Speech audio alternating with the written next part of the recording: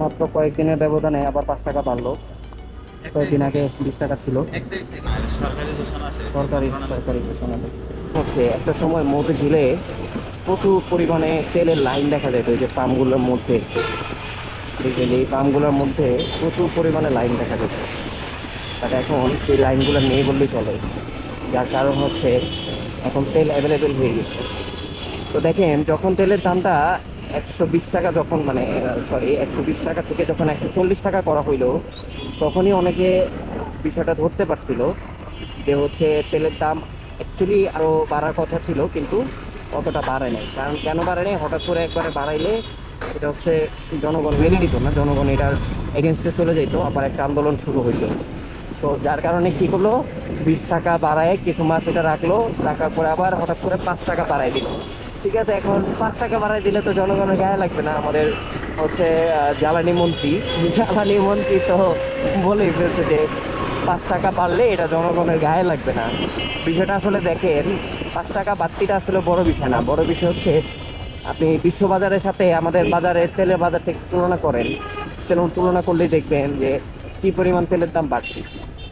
Not only বাড়তি, আপনার দেখেন বর্তমানে হচ্ছে বাইকার, যারা বাইক চালায় তাদের হচ্ছে 145 টাকা লিটার হচ্ছে তেলের দাম।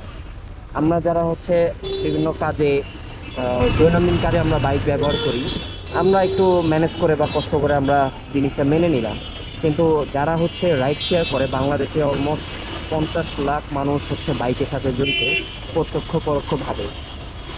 মানে 50 লাখ বাইক আছে বা 50 লাখ বাইকার আছে। এর মধ্যে হচ্ছে কিছু মানুষ, বা অনেকদিন পরে ফোয়ারাটা দেখতে পেলাম, অসাধারণ। তো এর মধ্যে হচ্ছে কিছু মানুষ ব্যক্তিগত কাজে ইউজ করে, কিছু মানুষ হচ্ছে অফিসে যাতায়াতের জন্য ইউজ করে, কিছু মানুষ হচ্ছে শখের বসে ইউজ করে, আর ম্যাক্সিমাম মানুষই ধরতে গেলে আপনার সাইকেল চালায়, রাইড শেয়ারিংয়ের কাজে ব্যবহার করে। তো বিষয়টা আসলে যারা শখের কারণে বা বিভিন্ন কাজে ব্যবহার করে তারা জিনিসটা মেনে নিল বা মানিয়ে নিল, কিন্তু যারা রাইড শেয়ার করে তাদের জন্য জিনিসটা মানা খুবই খুবই কষ্টকর। কারণ দেখেন, আপনার ডেইলি যদি হচ্ছে 2 লিটার তেল আপনি বাইকে নেন, 2 লিটার তেলের দাম আসতেছে অলমোস্ট 150 করে 300 টাকা। দ্যাট মিনস আপনি ডেলি যে টাকাটা আপনি ইনকাম করবেন, ওখান থেকেই 300 টাকাটা আপনার বাড়তি ইনকাম করতে হবে। দ্যাট মিনস আপনার ডেলি কমের পক্ষে হইলেও আপনার 1000 থেকে 1500 টাকা ইনকাম লাগবে। আপনি যদি 300 টাকা তেল যদি আপনি হচ্ছে কী বলে মেকআপ করতে চান, তো এটা আসলে একটু আত্মঘাতী হয়ে গেছে। আমি মনে করি তেলের দামটা আসলে আরও কমানো উচিত। কারণ এই তেলের দাম দিয়ে দেখা গেছে আপনার অনেক জিনিসপত্র, লাইক আপনার দৈনন্দিন যে আমরা খাবার দাবার খাই, বিভিন্ন হচ্ছে চাল ডাল, হ্যাঁ, যে ব্যক্তিগত যেই জিনিসগুলো, এগুলোর উপরে দেখা গেছে আপনার জিনিসগুলো পড়বে, মানে এটার ইফেক্টটা পড়বে।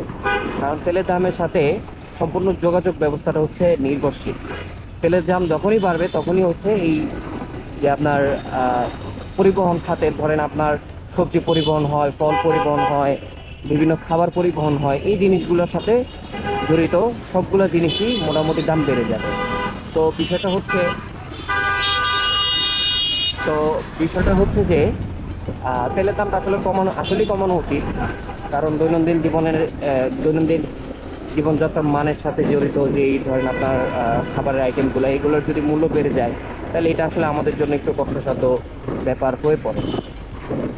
যাক, তো সরকারের ঊর্ধ্বতন কর্তৃপক্ষ কেউ যদি আমার ভিডিওটা দেখে থাকেন, আমি আসলে মানে একজন ট্রাভেল ব্লগার থেকে এখন আস্তে আস্তে আমি রাজনৈতিক বিশ্লেষক হয়ে গেছি। বিকজ এর আগেও হচ্ছে আমি এরকম সরকারের সমালোচনা করে আরও কয়েকটা ভিডিও মেক করছি, হুইচ ইজ নট গুড। হয়তো সরকারের পক্ষ থেকে আমাকে অন্য কিছু ভাবতে পারে, বাট বিষয়টা আসলে এরকম কিছুই না। আমি একজন নাগরিক হিসেবে আমি আমার মনের কথাগুলো জাস্ট হচ্ছে আমার অডিয়েন্সের কাছে বা সাধারণ জনগণের কান পর্যন্ত আসলে পৌঁছে দিতে চাই, এর বাইরে আর কিছুই নাই। তো এই হচ্ছে মোটামুটি অবস্থা। আর এটা হচ্ছে আমাদের কমলাপুর রেলওয়ে স্টেশন, যেটা বিগত হচ্ছে 2 বছর 3 বছর ধরে দেখতেছি এইভাবেই পড়ে আছে। এটার কাজ চলছে, কাজ আর শেষ হচ্ছে না। এই হচ্ছে অবস্থা মোটামুটি।